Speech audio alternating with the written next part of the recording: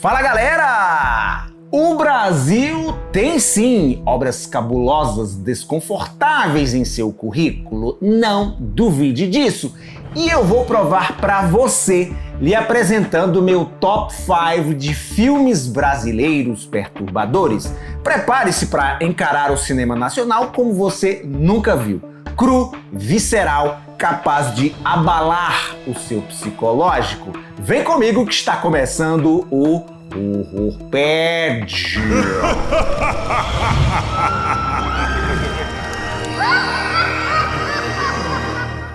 As produções brazucas não entraram no meu top 5 global de perturbadores, publicado semana passada, porque essa lista em separado já estava nos meus planos. E se você é fã do meu quadro dos filmes mais perturbadores do planeta, saiba que a maioria dos longas-metragens citados aqui não estão naquela playlist. Inaugurando o ranking na 5ª posição, Bicho de 7 Cabeças, filme do ano 2000 que ajudou a impulsionar debates importantes que culminaram no fortalecimento da reforma psiquiátrica brasileira. Inspirado no livro autobiográfico de Austragésilo Carrano Bueno, o longa-metragem constrói uma narrativa sufocante sobre a fragilidade das relações familiares e o peso das decisões tomadas sob ignorância e autoritarismo. Rodrigo Santoro interpreta Neto, um jovem que é internado à força em um hospital psiquiátrico após seu pai encontrar um cigarrinho do capeta em seus pertences. A partir daí, o que se desenrola é um mergulho brutal em instituições marcadas por negligência, violência e desumanização, onde o protagonista é submetido a eletrochoques, abusos físicos e psicológicos. O que era para ser um ambiente de reabilitação se mostra uma raiz para inúmeras sequelas físicas e emocionais. Além do seu impacto narrativo, o filme foi amplamente reconhecido pela crítica e premiado em diversos festivais nacionais e internacionais. A atuação de Santoro foi bastante elogiada, rendendo-lhe prêmios e consolidando sua carreira. Mais do que um sucesso artístico, a obra provocou repercussões políticas e sociais ao condenar instituições com características asilares e violadoras de direitos humanos. Bicho de 7 Cabeças se tornou um marco do cinema denúncia no Brasil ao escancarar o funcionamento de um sistema manicomial baseado em exclusão e violência institucional. Práticas até então naturalizadas dentro do sistema. O documentário Holocausto Brasileiro, já comentado aqui também, é outro bom exemplo de produção que mostra as barbáries cometidas em instituições psiquiátricas, no caso o Hospital Colônia de Barbacena, que chegou a ser considerado o maior manicômio do país. Ainda hoje, mais de 25 anos após o seu lançamento, Bicho de 7 Cabeças permanece profundamente perturbador, porque sua violência não é estilizada, ela é realista, cotidiana e, pior, baseada em fatos. Uma obra que dialoga diretamente com o movimento antimanicomial e com a virada ética na forma como a sociedade brasileira passou a enxergar a saúde mental. Justamente por isso, sua importância vai além do cinema. Chegando em 4º lugar, Cama de Gato, de 2002, longa-metragem que gerou controvérsia na ocasião do seu lançamento ao apresentar cenas explícitas de violação sexual.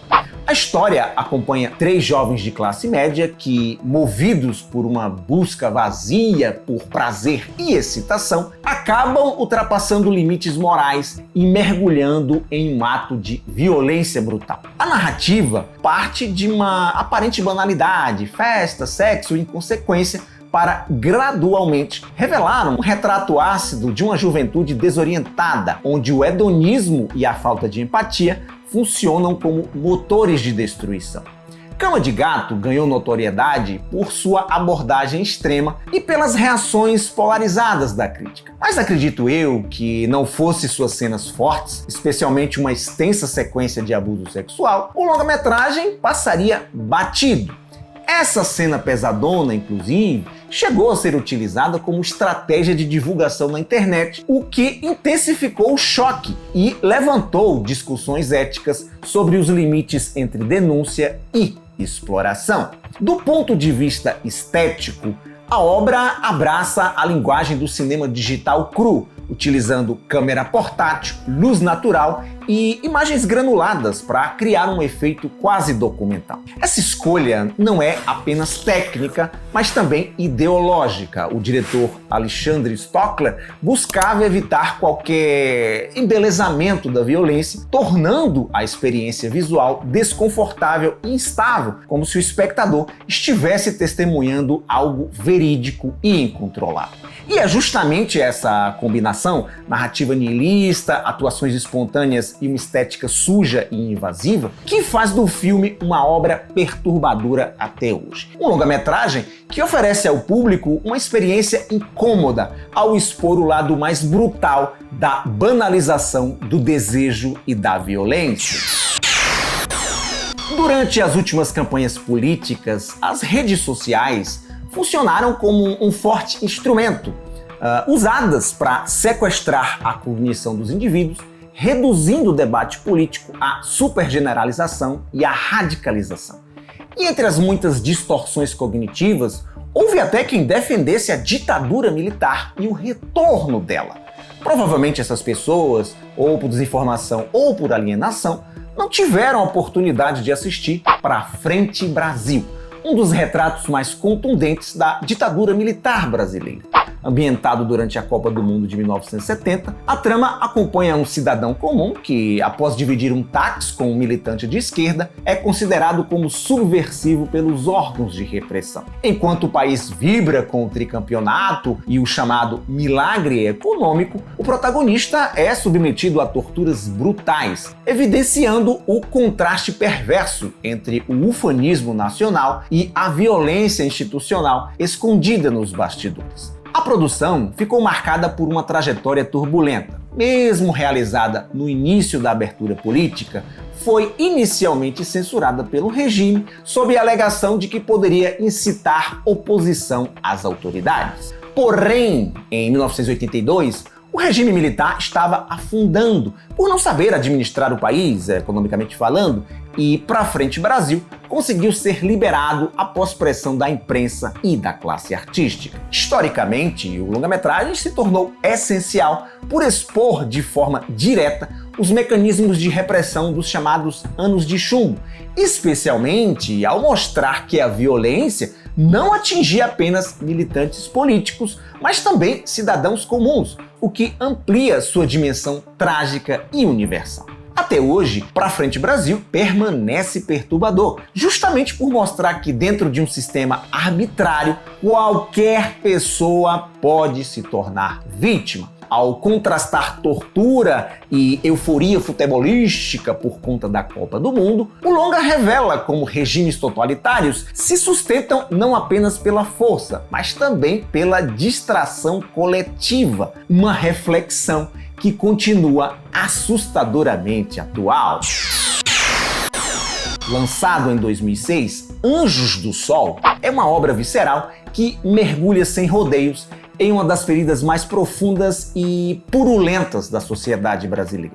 A trama acompanha a trajetória de Maria, uma menina de apenas 12 anos, que vive em uma condição de extrema pobreza no sertão do Maranhão. Vendida pelo próprio pai a um recrutador de prostitutas sob a falsa promessa de um emprego digno na cidade grande, ela é inserida à força em uma rede de tráfico e exploração sexual. O longa-metragem narra sua passagem por leilões de virgindade, casas de prostituição em regiões de garimpo nas proximidades da Amazônia e o cotidiano da violência física e psicológica que aniquila sua infância. Como filme denúncia, a importância de Anjos do Sol é imensurável, pois retira a exploração sexual infantil da invisibilidade das estatísticas e a personifica na tela com uma crueza necessária. Assistir ao longa não é uma tarefa fácil, impossível não ser tomado por muita indignação e revolta ao perceber a vulnerabilidade extrema em que vivem aquelas crianças, e não só elas, mas também suas famílias, desamparadas pelo Estado em regiões pobres do Nordeste,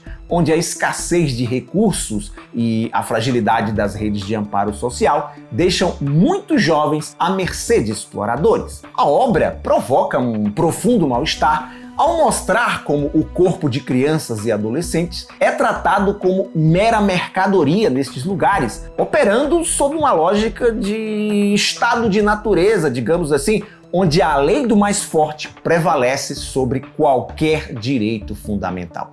O sentimento de impotência que domina a gente, o público, diante da total ausência de socorro para a protagonista, transforma o filme em um verdadeiro soco no estômago. E se você tiver filhos, a porrada é ainda mais forte. Anjos do Sol é um filme incômodo, desconfortável, mas extremamente necessário por sua abordagem corajosa. Considerado uma obra-prima do cinema nacional, Pichote, A Lei do Mais Fraco, de 1980, é uma experiência visceral que causou um impacto profundo tanto no Brasil quanto no exterior, ao mostrar crianças de rua em situação de vulnerabilidade, imersos no mundo do crime, das drogas e da prostituição, sofrendo doses constantes de violência física e psicológica. A trama acompanha a trajetória do personagem título, um menino abandonado que sobrevive nas ruas de São Paulo e acaba sendo engolido por um sistema brutal que mistura reformatórios violentos, exploração e criminalidade. Pichote, interpretado por Fernando Ramos da Silva, presencia abusos, espancamentos, corrupção, tráfico de drogas, assassinatos e tudo de pior que a escola da vida pode lhe oferecer. Com forte influência do neorrealismo italiano e utilizando atores não profissionais, o diretor argentino Héctor Babenco criou um filme que embaralha as fronteiras entre ficção e realidade, e é por isso que sua obra incomoda tanto, por conta dessa autenticidade brutal. O peso dramático de Pichote permanece devastador até hoje, justamente por sua recusa em suavizar a realidade. O filme expõe a violência institucional,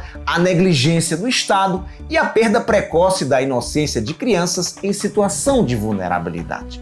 Essa abordagem, um dos mais cruéis relatos da realidade urbana do Brasil, evidencia como a ausência de referências familiares e sociais estruturadas empurra esses jovens para a marginalidade.